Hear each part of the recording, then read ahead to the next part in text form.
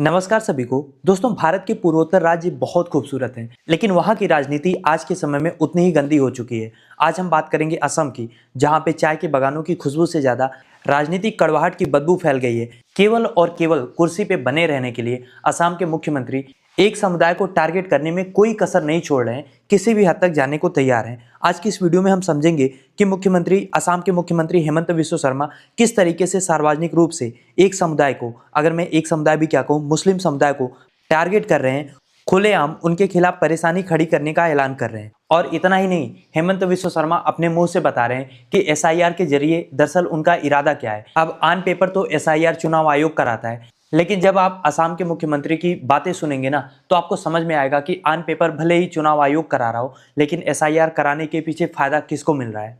तो क्या है पूरा मामला, आइए सब कुछ आसान भाषा में समझते हैं। दोस्तों, हुआ ये है कि असम के मुख्यमंत्री हेमंत बिस्वा शर्मा ने सार्वजनिक मंचों से ठेकेदार और आम जनता से साफ तौर पे कहा है कि ठेकेदारों को चाहिए कि वो मियाँ मुसलमानों को काम पर ना रखें, उनकी जगह पे केवल स्वदेशी असमिया लोगों और असमिया मुसलमानों को प्राथमिकता दी जाए। लेकिन ये बयान केवल रोजगार तक सीमित नहीं था। मुख्यमंत्री आगे कहते हैं कि अगर कोई मियाँ रिक्शे वाला आपसे 5 रुपए मांगता है तो आप उसे 4 रुपए ही दीजिए, उन्हें परेशानी में डालिए, तभी वो असम छोड़ेंगे।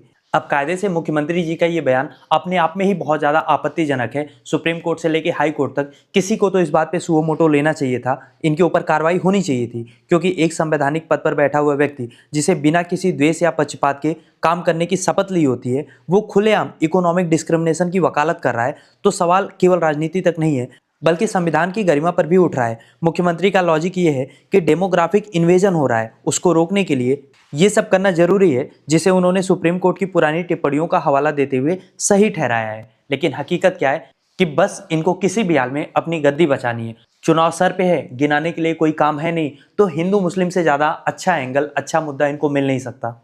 और असम में चुनाव आयोग ने 1 जनवरी 2026 को क्वालिफाइंग डेट मानते हुए मतदाता सूचियों के स्पेशल रिवीजन का आदेश दिया है। इसकी अंतिम सूची 10 फरवरी 2026 को प्रकाशित होनी है, तो उससे पहले भरपूर राजनीति होना तय है। मुख्यमंत्री शर्मा ने इस पूरी प्रक्रिया को लेकर जो टिप्पणी की है, टिप्पणी क्या कहें, जो भविष्यवाणी की है, वो सुन के आप हैरान हो जाएंगे। उन्होंने दावा किया है कि अब स्पेशल इंटेंसिव रिवीजन के जरिए करीब 4 से 5 लाख मियाँ मुसलमानों के नाम मतदाता सूची से काटे जाएंगे। अब यहाँ पे सवाल ये है कि मुख्यमंत्री को कैसे पहले से पता है कि कितने नाम काटे जाएंगे? क्या ये चुनाव आयोग को डायरेक्टली कंट्रोल करते हैं? ये बताएंगे किसका नाम काटा जाएगा, किसका नहीं? आखिर ये बोलने की पावर इनके पास आ कहाँ से रही है? आपको पता है ना, एसआईआर में क्या होता है, बेसिकली घर घर जाके दस्तावेजों की जांच होती है, उनसे फॉर्म भराए जाते हैं। ये सब कुछ होने का ऑन पेपर दावा किया जाता है। ग्राउंड में कितना पहुंच पाता है, कैसे इसको मैनिपुलेट किया जाता है, ये हमने बिहार में भी देखा है और बाकी राज्यों में जहाँ पे हो रहा है वहाँ पे भी हमने देखा है। पर जिस तरीके से हेमंत बिस्वा शर्मा डायरेक्ट मियाँ मुसलमानों को टारगेट कर रहे हैं, ये हमने किसी राज्य में एटलीस्ट वहाँ के मुख्यमंत्री को डायरेक्टली बोलते हुए नहीं सुना। और इस पूरी एसआईआर की प्रक्रिया में जो एक चुनावी हथियार निकला है वो है फॉर्म 7, क्योंकि चुनाव नियम कहता है कि फॉर्म 7 का उपयोग करके आप किसी भी मतदाता के नाम पर आपत्ति दर्ज कर सकते हैं, जिसके जरिए उसका नाम हटाया जा सकता है अगर प्रॉपर एविडेंस नहीं मिलता है। तो यहाँ पे कुछ स्पेकुलेट करने की जरूरत नहीं है, कोई अनुमान लगाने की जरूरत नहीं है। मुख्यमंत्री बिस्वा शर्मा खुद स्वीकार कर रहे हैं कि उन्होंने बीजेपी कार्यकर्ताओं को वीडियो कॉन्फ्रेंसिंग के जरिए ये निर्देश दिया है कि वे मियाँ मुसलमानों के खिलाफ भारी मात्रा में फॉर्म 7 भरें। उनका कहना है कि अगर हम आज शिकायत नहीं करेंगे तो कल विदेशी लोग हमारे सिर पर चढ़ जाएंगे। और ये लोग जनता को इतना मूर्ख समझते हैं कि ये सारा जो विदेशी लोगों का खतरा आता है, मुसलमानों का खतरा आता है, ये सारा जो डर की राजनीति है, ये बस चुनाव के दौर तक चलता है। चुनाव खत्म होते ही ना कोई बांग्लादेशी मिलता है, ना कोई बाहर से आया हुआ मिलता है, ना तो कोई डेमोग्राफी चेंज होती है। ये सारा डर इसलिए दिखाया जाता है ताकि मुद्दे से भटक के लोग धर्म के आधार पर वोट करें, डर के बीजेपी को वोट करें। तो फिलहाल तो मशीनरी इनके पास है, प्रदेश का मुख्यमंत्री इनका है, तो इनको रोकने वाला तो कोई नहीं है, लेकिन कोशिश चल रही है। गुवाहाटी की हाई कोर्ट में एक पीआईएल दाखिल की गई है, जिसमें फॉर्म 7 के मेलेफाइड इस्तेमाल की न्यायिक जांच की भी मांग की गई है। लेकिन ना तो ये कोई पहला अटेम्प्ट है, ना कोई आखिरी अटेम्प्ट है धर्म के आधार पर पोलराइजेशन करने का। हमने देखा था कि कैसे 2019 में एनआरसी के जरिए 19 लाख लोगों का नाम बाहर किया गया था, लेकिन बाद में पता चला कि उनमें से बड़ी संख्या हिंदुओं की है जिनके पास दिखाने के लिए कागजात नहीं है। फिर उस मामले को वहीं दबा दिया गया। अब एसआईआर के जरिए उस कमी को पूरा करने की कोशिश की जा रही है और एनआरसी के बजाय एसआईआर को सबसे ज्यादा सटीक हथियार माना जा रहा है। और प्रॉब्लम यह है बीजेपी के साथ कि जिस तरीके से मणिपुर जला है या असम में भी बहुत सारे प्रोटेस्ट हुए हैं रिजर्वेशन के नाम पे, विकास के नाम पे कुछ हुआ नहीं है, वहीं उसी के पैरेलल गौरव गोगोई के नेतृत्व में कांग्रेस एक ज्यादा ऊर्जावान शक्ति के रूप में उभर रही है। गौरव गोगोई का ग्रेटर असम की बात करना, राहुल गांधी की वहां से न्याय यात्रा को बहुत ज्यादा सपोर्ट मिलना दरअसल बीजेपी को मजबूर कर रही है और ज्यादा हार्ड लाइन और ज्यादा कट्टरता दिखाने के लिए। और फिर प्रियंका गांधी की स्क्रीनिंग कमेटी में मौजूदगी ये संकेत है कि कांग्रेस इस बार टिकट वितरण असम में बहुत सावधानी से करने जा रही है, क्योंकि कांग्रेस का बहुत कुछ स्टेक पे लगा हुआ है असम में, क्योंकि असम कहीं ना कहीं एक गेटवे भी है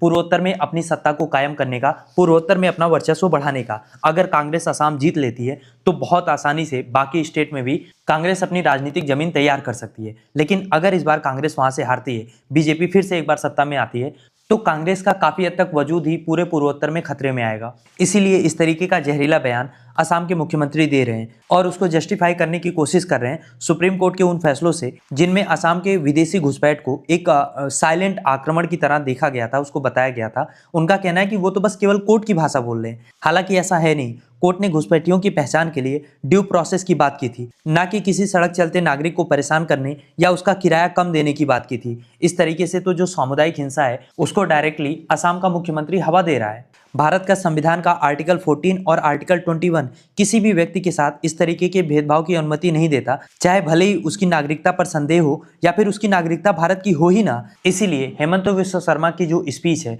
वो हेट स्पीच की कैटेगरी में आती है कि नहीं, इसको तय करने का काम इवेंचुअली हाई कोर्ट और सुप्रीम कोर्ट को ही करना होगा, क्योंकि हम लोग तो बस उसको क्रिटिसाइज कर सकते हैं। इस पे लगाम तभी लगेगी जब सुप्रीम कोर्ट या हाई कोर्ट इस पे खुद सुओ मोटो लेगा। अब हेमंत बिस्वा शर्मा जानबूझ के मियाँ शब्द को इस्तेमाल करते हैं, जिसको कोशिश करते हैं कैटेगराइज करने का कि जो बंगाली भाषी असम के मुसलमान हैं उस शब्द का उनको दरअसल प्रतीक बनाना चाह रहे हैं और एक अपमानजनक लहजे में उसका इस्तेमाल किया जाता है। मुख्यमंत्री का आरोप यह है कि गौरव गोगोई जैसे नेता मियाँ पहचान को बढ़ावा दे रहे हैं। इसका मतलब क्या है? क्या देश को, सुप्रीम कोर्ट को, हाई कोर्ट को ये चीजें दिख नहीं रही हैं? असम की आबादी में करीब 34% मुसलमान हैं, जिनमें से लगभग 4% स्वदेशी असमिया मुसलमान हैं। अब बीजेपी की रणनीति चाहे जो भी हो, बाहर से तो वो यही कह रहे हैं कि हमारी लड़ाई असमिया मुसलमानों से नहीं है बल्कि बांग्लादेशी मूल के मियाँ मुसलमानों से है। लेकिन सही बताएं तो इनकी लड़ाई किसी से नहीं है, इनकी लड़ाई बस सत्ता बचाने के लिए है। आप सोचो ना, ये कह रहे हैं कि मियाँ को 4 रुपए मांग रहे हैं, 5 रुपए तो 4 ही रुपए दो। कैसे कोई इंसान पहचानेगा कि ये असमिया मूल का मुसलमान है या बांग्लादेशी मुसलमान है, या हो सकता है बंगाली बोल भी रहा हो, तो हो सकता है ना कि बंगाल का मुसलमान हो। ये बस केवल भेदभाव करा के, डर की राजनीति करके चाहते हैं कि सारे हिंदू एकजुट होके इनकी तरफ आ जाएं, इनको वोट दे दें तो ये आराम से सत्ता में आ जाएं और कोई कानूनी कार्रवाई ना हो जाए। इसीलिए मियाँ को बाकायदा डिफाइन कर रहे हैं कि मियाँ वर्ड तो हम केवल बंगाली मुसलमानों के लिए यूज कर रहे हैं, जबकि ऐसा है नहीं। जब आप एक मियाँ वर्ड बोलते हैं तो पूरे के पूरे समुदाय को ही आप टारगेट कर रहे हैं। ये बात सबको समझ में आ रहा है। मुख्यमंत्री तो सत्ता के लालच में इस तरीके का बयान देके निकल लेते हैं। वो सत्ता में आए या ना आए, बहुत होगा उनके साथ, क्या होगा, उनकी गद्दी जाएगी। लेकिन उनके इस बयान का कि इन्हें इतना परेशान करो ताकि वो देश छोड़कर चले जाएं, इसका असर एक सीधे गरीब मुसलमान के परिवार पे पड़ता है, जिनकी पीढ़ियां आसाम में रह रही हैं, वहाँ पे खेती कर रही हैं। ये दरअसल एक सामाजिक सद्भाव है, उसको बिगाड़ने का काम ये लोग कर रहे हैं। इसीलिए असम का 2026 का चुनाव केवल एक राज्य का चुनाव नहीं होगा, एक सरकार चुनने का चुनाव नहीं है, बल्कि ये फैसला करेगा कि भारतीय लोकतंत्र में नागरिकता और मजहब के बीच में क्या रिश्ता है और क्या इस प्रचलन को अब जनता ने भी एक्सेप्टेंस दे दी है कि वोटर लिस्ट का प्रयोग ठीक है, राजनीतिक विरोधियों को साफ करने के लिए होना चाहिए। क्या जनता ने साइलेंटली इसको एक्सेप्ट कर लिया है? और क्या आर्थिक बहिष्कार एक लीगल राजनीतिक हथियार बनाया जा चुका है? अब ये बात असम की जनता तय करेगी कि असम को विकास चाहिए, बाढ़ से मुक्ति चाहिए, रोजगार चाहिए या मजहब और नागरिकता की लड़ाई चाहिए, और वो भी एक ऐसी लड़ाई जो बस चुनावी मौसम में खड़ी होती है, उसके बाद ये ठंडी हो जाएगी। आप देख लेना, दिल्ली में हमने देखा, बिहार में हमने देखा, जहां जहां चुनाव होता है वहां वहां घुसपैठिए होते हैं। जिस राज्य से चुनाव खत्म वहां से घुसपैठिए खत्म। एक को भी इन्होंने पकड़ा नहीं, भेजा कितनों को वापस उनके देश, इसका कोई आंकड़ा ये देते नहीं है। इनसे ज्यादा कांग्रेस की सरकार में घुसपैठियों को सरकार ने भेजा है वापस, और उसका ऑफिशियल डेटा आप मिला के देखेंगे तो भाजपा इसमें आधे से भी ज्यादा पीछे है। तो ये सारा खेल, सारा नैरेटिव बस चुनाव को जीतने के लिए, गद्दी पे बने रहने के लिए किया जा रहा है। देखना यह है कि जनता इसके बहकावे में कब तक आती है। खैर, अब मेरा सवाल आपसे ये है कि आप क्या सोचते हैं हेमंत बिस्वा शर्मा के ऐसे बयानों के बारे में, और आपको क्या लगता है इस तरीके का जो नफरती बयान है इसको राजनीति में एक्सेप्टेंस मिलना चाहिए? लिखिए अपनी राय कमेंट बॉक्स में, और अगर अभी तक आपने चैनल को सब्सक्राइब नहीं किया तो प्लीज चैनल को सब्सक्राइब करिए ताकि ऐसी और भी वीडियोज हम आपके लिए ला पाएं।